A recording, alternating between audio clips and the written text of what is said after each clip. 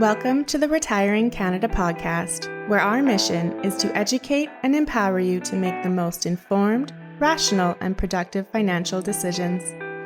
Hosted by certified financial planner, author, and chartered investment manager Michael Isbister.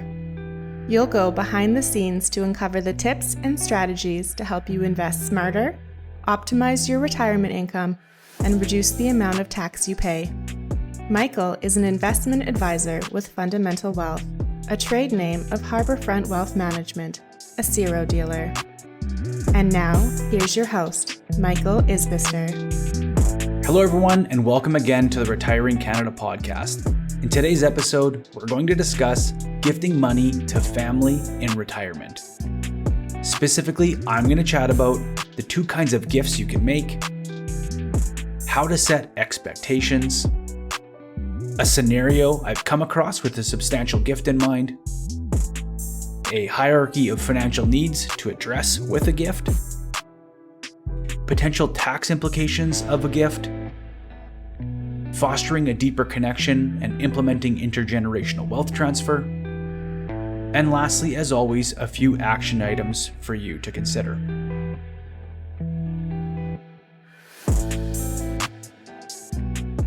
As a retirement planning specialist, I've come across many scenarios where clients want to help support the people they love.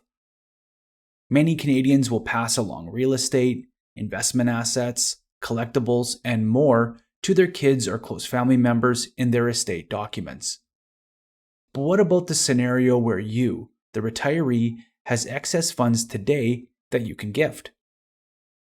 Well, today I want to discuss our approach to helping our clients determine if they have the wiggle room in their retirement plan to do so today without compromising their own retirement. Now, over the course of my career as a certified financial planner, I have been privileged to help hundreds of households create a sustainable retirement income for life. It is a really rewarding process that myself and my team are passionate about. Through our process we call the Fundamental Retirement Plan, we help to answer the big question: will you run out of money? Once we can check a box on this crucial question, it starts to open up the discussion about other topics like traveling more, upgrading homes or vehicles, or as the podcast is titled, gifting to your kids or family now rather than when you die. In Canada right now, it seems to be a bit more difficult to get ahead, whether it be an increasing in real estate values, increased costs of living, or lack of opportunity. I think it's safe to say that some of you listening have adult children who could benefit from some money now to help them get ahead. Whether it be to bolster an emergency fund, build up a down payment for a house, help pay for their wedding, or pay off some student loans. So how should you go about this? Well, as mentioned earlier, please ensure that your retirement is secure first and foremost. This is especially important for those of you who are in the fragile decade, which I've referred to in previous episodes. This is the 5 years leading up to retirement, followed by the first years of retirement. This is a time where excess spending, poor markets, or a combination of both can kneecap your retirement nest egg and cause a lot of stress on your own retirement aspirations. I strongly encourage you to utilize financial planning software or engage with a planner to help work through these what-if scenarios. This will help to give you peace of mind if you're thinking of making an early gift to someone in your family.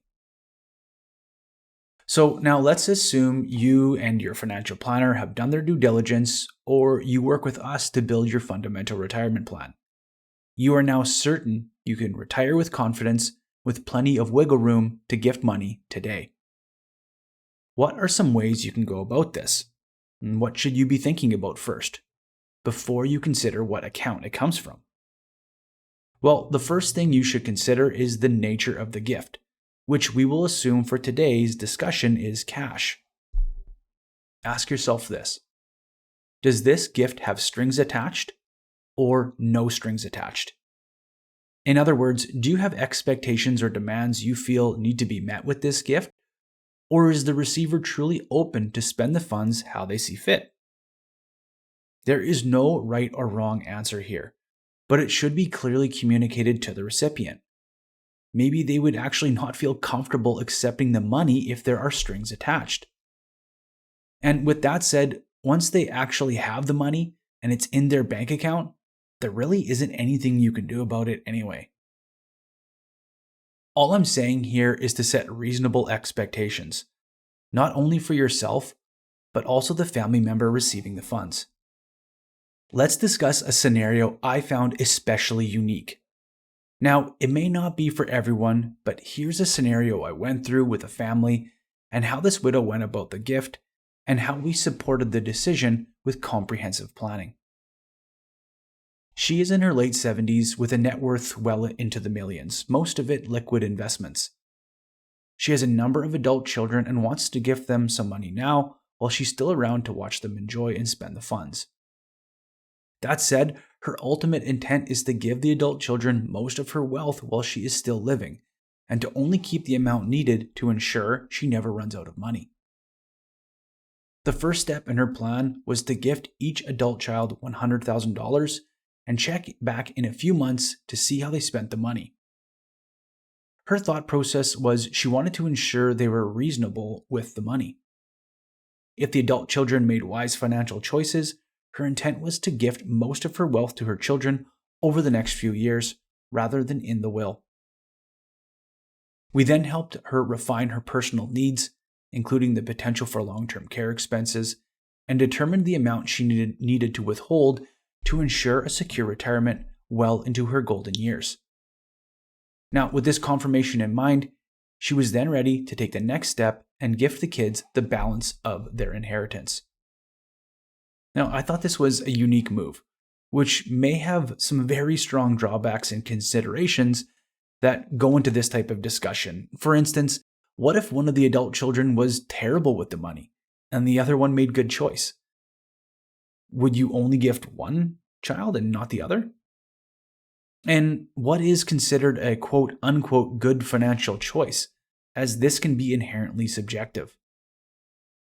What if one of the adult children is married or gets married? When will you have the discussion with them to help protect this newly held asset from marital breakdown? What about tax? Which asset will you gift and how will it be taxed? In this specific scenario, there was a very large cash injection from a transaction which now represented tax-paid dollars in her personal accounts. And for many of you out there, there may be some significant tax consequences from this kind of gifting. All this said, I think in theory, this may be a reasonable litmus test, but perhaps using a smaller dollar amount to see how these gifts are spent. Some of you may not agree with this because at its surface, the initial gift appears to be no strings attached, while at its core, how it's spent has consequences. Regardless of whether you agree or disagree, I thought it was a unique scenario that I would share. Now, I want to switch gears a bit and provide some suggestions to help guide your adult child on how to best allocate these funds. So this is assuming that there would be strings attached to this gift, with some reasonable expectations that the money would be used to enhance their financial position. Here are some options they may consider, and these would be a similar suggestion set that we would recommend to anyone who is just starting out all the way to being financially established. Consider it a hierarchy of financial planning needs. First would be the suggestion to pay off high-interest debt like credit cards. This would immediately put them in a position to save on interest and free up monthly cash flow. However, there may be significant behavioral spending issues or their relationship with money in general. If you help them pay off the card, would they just rack it up again? This is an obvious strings attached discussion as it bleeds into how they spend their money, which will be a difficult conversation to broach. That said, if you do help them and feel they have straightened things out and shaped up their spending, you could also consider asking them to reduce the credit card limit on their cards and start budgeting to get better control over their finances. Next would be to help them with a bit of a cushion or emergency fund. This is dependent on what stage of life they find themselves in, as someone who lives at your house versus someone who lives on their own will have different emergent needs. This suggestion also dips its toes into the overall financial plan discussion, not just the gift. The third step is to help them pay off their debts, things like student loans, for example, which went towards a better education, but whose monthly commitment puts a stress on their cash flow. Or maybe it's paying down their mortgage or line of credit. Fourth would be helping them save for a specific goal and encouraging them to use the appropriate accounts to achieve those goals. Wanting to save for a first house? Encourage them to take the money and open a first home savings account or tax-free savings account. Maybe they have children of their own, your grandkids. Perhaps they would appreciate that gift bypassing them and going to their kids in the form of registered education savings plan. Or maybe they want to bolster their own retirement savings and add those funds to an RRSP account, assuming they have the eligible room. Fifth could be helping them upgrade their existing vehicle, which could be a very exciting, lasting gift you'd be able to witness them utilize and appreciate. The sixth option would be, if your children are stable and don't really need the money, consider taking the family on a paid trip instead. Convert some of that excess money to time and experiences spent with them and the grandkids if you have any. And lastly, if you just want them to have the money with no strings attached, then just do that. Just give them the money. Now, in most cases I come across, there is generally some sort of string attached, not necessarily because the person making the gift wants ultimate control. Rather, they truly want what is best for the recipient and only hope the gift is used in a manner that will advance them financially. If you find yourself in this scenario, encourage the recipient to meet with a financial planner to work through budgeting, goal setting, and help to determine how the funds will best be allocated. On the other hand, going back to my previous scenario I mentioned, the individual in this example had a good problem to have. She had more than enough money than she could ever spend, and the income generated from this quote-unquote excess money pushed her into the highest marginal tax rate. So gifting a large portion of her assets now was as much of a tax-saving exercise as it was a gift. For others, there may be significant capital gains associated with an outright gift, and that is something that needs to be mindfully considered. And this is very common amongst high net worth individuals who want to focus on intergenerational wealth transfer and supporting their heirs. Without getting too far into the weeds, this is where a properly structured trust can start to have a lot of value. Establishing a family trust has some core benefits, such as income splitting, potential to reduce the overall family tax burden, asset protection from things like divorce or creditors, and as an estate planning tool to efficiently transfer intergenerational wealth to the next generation. Let me know in the comments if you'd like to hear more about trust structures for intergenerational wealth transfers, and I may focus on it on an upcoming episode. Okay, so that will do it for today. Here are your action items for today's episode. First off, if you haven't done so already, I encourage you to develop a thoughtful retirement plan that includes investment optimization, income and tax planning, along with healthcare and estate considerations. With a proper plan in place, you should have the confidence to make an early gift without jeopardizing your future. Next, if you're ready to make that gift now, think about how this gift would be most impactful in this person's life today, and then ask them. What you think is best for them or what would benefit them the most may not totally align, and very well might surprise you. Lastly, I understand that money can be a taboo subject, but I would encourage you to have these kinds of conversations with your adult children sooner than later. Whether you choose to gift now or in your will, one day they will be in control of that money regardless. So why not work through some of those awkward conversations today and try to impart some wisdom on your experience? Granted, you may not 100% agree with their financial decisions, and that's okay. Having different opinions, goals, and aspirations will look different to different people. And at least at the end of the day, these kinds of conversations may help to foster an even deeper connection with your child. Okay, that'll do it for today's episode. Be sure to add us on all your socials, LinkedIn and Facebook. If you're enjoying the show, please subscribe and leave us a 5-star review in your favorite podcast app. Be sure you're signed up for our weekly Retiring Canada newsletter.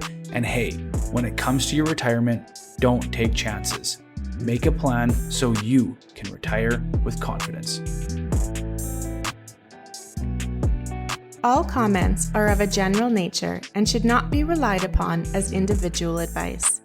The views and opinions expressed in this commentary may not necessarily reflect those of Harbourfront Wealth Management. While every attempt is made to ensure accuracy, facts and figures are not guaranteed. The content is not intended to be a substitute for professional investing or tax advice. Please seek advice from your accountant regarding anything raised in the content of the podcast regarding your individual tax situation. Always seek the advice of your financial advisor or other qualified financial service provider with any questions you may have regarding your investment planning.